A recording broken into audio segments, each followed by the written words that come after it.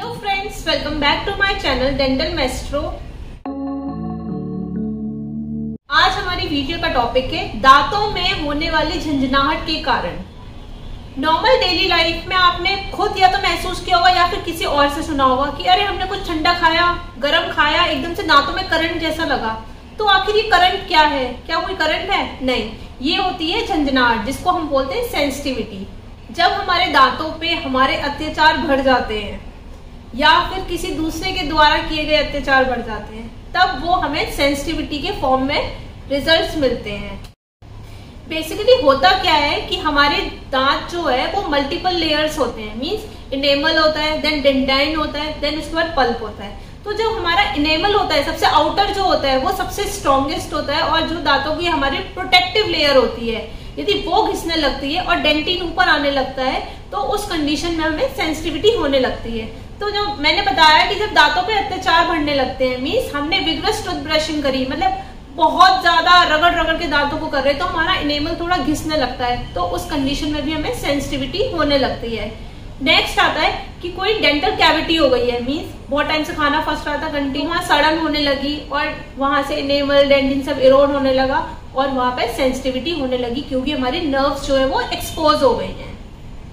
या फिर हमें बहुत ज्यादा एसिडिटी रहती है तो हमारे दांतों में इरोजन होने लगा। ये मैंने टॉपिक बहुत पहले बताया था डेंटल इरोजन के बारे में, कि जब भी हम बहुत ज्यादा एसिडिक बेवरेजेस लेते हैं, कोल्ड ड्रिंक्स बहुत ज्यादा लेते हैं, बहुत ज्यादा खट्टा हमें पसंद है और हमें बहुत ज्यादा एसिडिटी रहती है, तो उस कंडीशन में क्या होता है, हमारी इनेमल की लेयर झड़ने लगती है और दांत बाहर की तरफ से कटने लगते हैं, घिसने लगते हैं, तो उस चीज को हम डेंटल इरोजन बोलते हैं। तो उस कंडीशन में भी हमें सेंसिटिविटी फील होती है।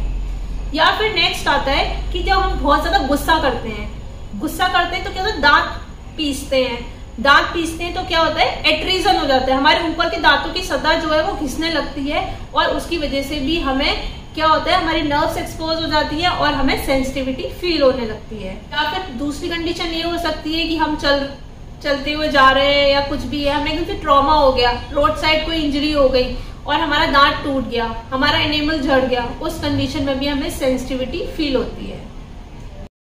एक बहुत इंपॉर्टेंट बात जिसको बहुत सारे लोग नहीं जानते और अवेयर नहीं है, नाइट क्लेंचिंग, रात में दांत पीसने की आदत, दांत किटकिटाने की आदत, उस कंडीशन में भी क्या होता है, एट्रीजन हो जाता है, नर्व्स एक्सपोज हो जाती है और सेंसिटिविटी हो जाती है।